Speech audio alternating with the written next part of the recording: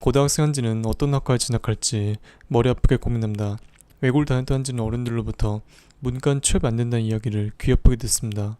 다가올 현실을 미리 대비하기 위해 여러 전공 소개서를 통해 취업이 잘 될 만한 학과를 찾아봅니다.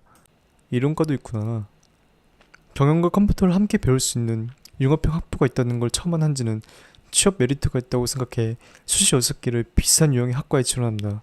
20살, 별 생각 없이 대학교에서 만난 사람들이랑 재밌게 논다. 기대했던 IT 수업에서 프로그래밍 언어가 내 흥미에 전혀 안 맞다는 걸 깨닫고 좌절합니다. 이 막연하게 어디 좋은 기업에 잘 들어가겠지라고만 여겼던 한지는 우선 대내 활동에 집중하며 경험을 쌓습니다. 영화와 노래를 너무 사랑하니 뮤지컬 동아리에 들어가 연기를 시작합니다. 21살, 한지는 나중에 뭐 해먹고 살지 진지하게 고민해봅니다. 대외 활동을 해보니 마케팅은 그다지 내 적성 아닌 것 같습니다. 공직에 계신 부모님은 아들이 안정적인 직장을 다니길 바라며 공기업 입사를 권유했고 한진 역시 괜찮은 방향인 것 같아 커마 1급을 우선 취득합니다. 22살, 입영하자마자 코로나가 터져 마스크와 함께 군 복무 생활을 시작합니다. 다양한 진로를 갖고 있는 여러 군상의 인간을 군에서 마주하며 공기업이 진짜 나한테 맞는 진로인지 진지하게 고민해봅니다. 내가 진짜 하고 싶은 일이 뭐지? 22살 하반기, 어쩌지 휴가를 맞추어 뮤지컬 동아리 사람들과 MT를 갑니다. 동아리 회장 누나가 본인이 가고자 하는 영화 산업에 관해 이야기를 꺼냅니다. 영화 산업 속엔 우리가 흔히 알고 있는 영화 촬영, 연기뿐만이 아닌 영화 배급이나 영화 수입 같은 비즈니스 직무가 있다는 걸 처음 알고 한지는 매력있게 여깁니다. 23살, 상병 휴가를 맞추어 영화 비즈니스 학원 원장쌤께 찾아가 상담을 합니다. 어렸을 때부터 개봉 영화마다 관객 수를 체크하는 이상한 취미가 있던 한지는 상담을 통해 영화 배급 직무가 적성에 아주 잘 맞을 거란 이야기를 듣습니다. 그제서 내가 뭘 좋아하고 뭘 잘하는지 깊이 깨달은 한지는 영화 비즈니스 직군으로 진로 방향을 굳힙니다. 23살 하반기, 전역 후 군생활을 돌아보니 조직생활이 참 나한테 안 맞다는 걸 깨닫습니다. 군에서 마주한 인간관계 스트레스를 나중에 영화 쪽 기업에 들어가서 또 느껴한다고 생각하니 갑자기 머리가 오지게 아파옵니다. 24살, 영화 비즈니스 직무 쪽으로 스펙을 쌓던 도중 오랜만에 만난 군 선임의 권유로 역행자라는 책을 마주합니다. 세상에 이런 루트로 큰 돈을 벌 수 있다는 걸 처음 아는 한지는 다시 인생을 길게 생각해보며 미래 계획을 짜봅니다. 내가 진짜 원하는 삶이 뭐지? 경제적 자유, 시간적 자유, 인간관계로부터의 자유, 늘 자유롭고 여유로운 삶을 꿈꿔왔던 한지는 책의 내용을 보고 이거다 싶었습니다. 가만히만 있어도 돈이 들어오는 수단을 만들기 위해 한지는 독서와 글쓰기를 병행하며 인터넷으로 여러 수익 구조를 만들어 봅니다. 24살 하반기, 휴학을 신청하고 유튜브를 시작하기로 마음먹습니다.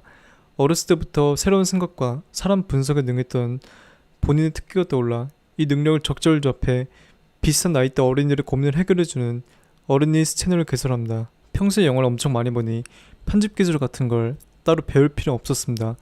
자기개발 콘텐츠 창작이 기대 이상으로 잘 맞고 재밌게 느껴진다는 걸 처음 말한 한지는 불필요한 사람 만날 필요 없이 시간과 공간에 자유롭게 일을 하는 행복한 프리랜서 창작가의 길을 걷기로 마음먹습니다. 이 프로세스는 제가 실제로 진로를 찾기 위해 고군분투했던 내용으로 5년간 적성을 찾기 위해 머리 아프게 내 자신을 탐구한 결과이기도 합니다. 이 결과의 핵심은 무엇일까요? 바로 내가 나를 알았다는 것입니다. 20대 초반에는 내가 뭘 좋아하고 뭘 잘하는지 모르니 나중에 어떻게 다 잘 되겠지 라고 여기고 남들이 좋다고 하는 길에 올랐습니다. 그런 여러 활동을 통해 하면 행복하지 않은 일이 있다는 걸 깨달았고 사람들과의 대화 속에서 하나하나씩 불필요한 요소들을 제거해 나가며 내 라이크가 무엇인지 발견할 수 있었습니다. 시간이 지나며 나의 인간관계의 성향이 내가 원하는 쪽에 일과 잘 맞을까 새로운 의문이 생겼고 고민을 앓던 도중 좋은 책을 만나 내가 진짜 원하는 삶과 잘 맞는 일이 무엇인지 확신할 수 있었습니다.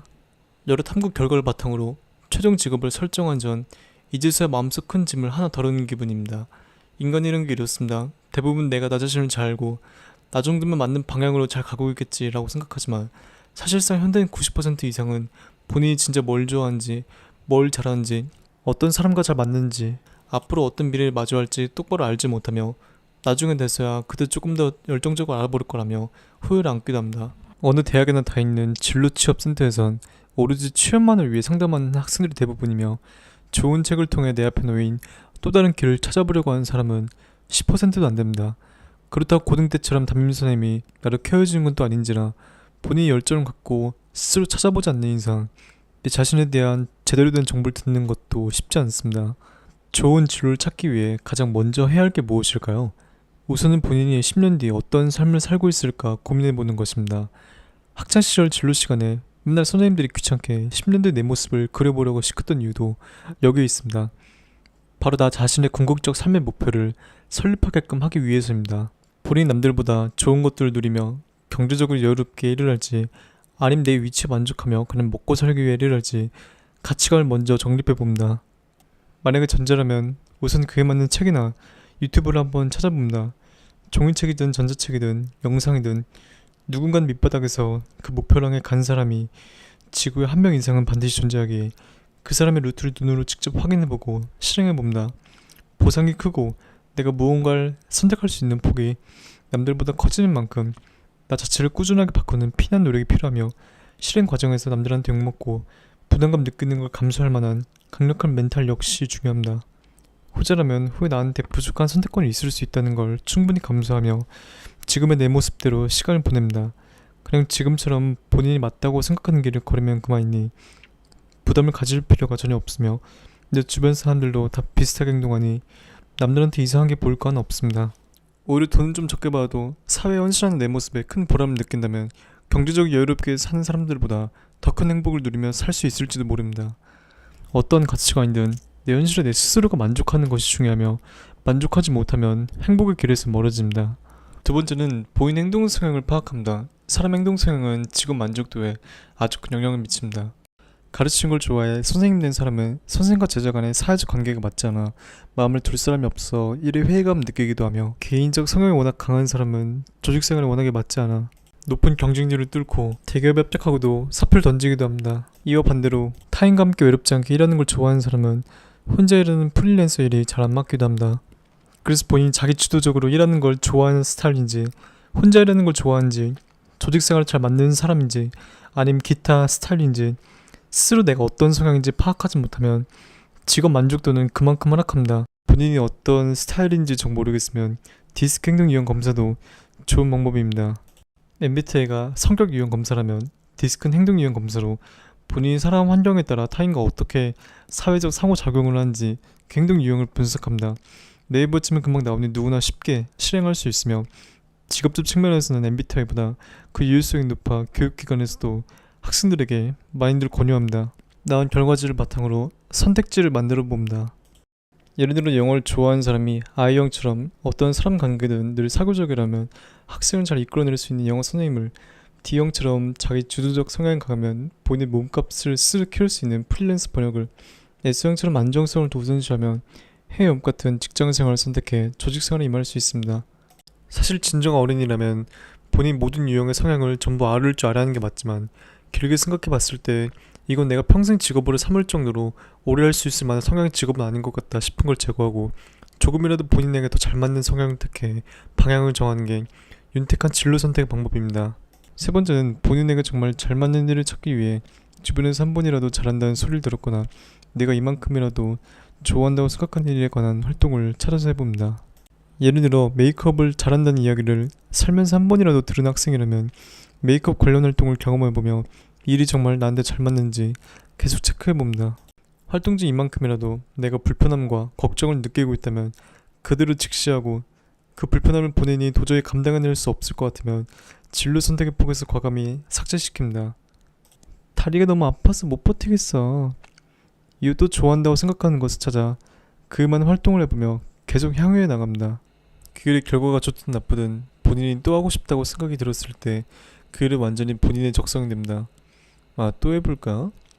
제가 어린이스 채널 영상의 조회수가 많게 나오든 적게 나오든 꾸준히 이 일을 즐기며 열심히 운영에 임하든 사람은 어떤 것을 정말 좋아하게 되면 그 결과값은 부가적인 게 됩니다.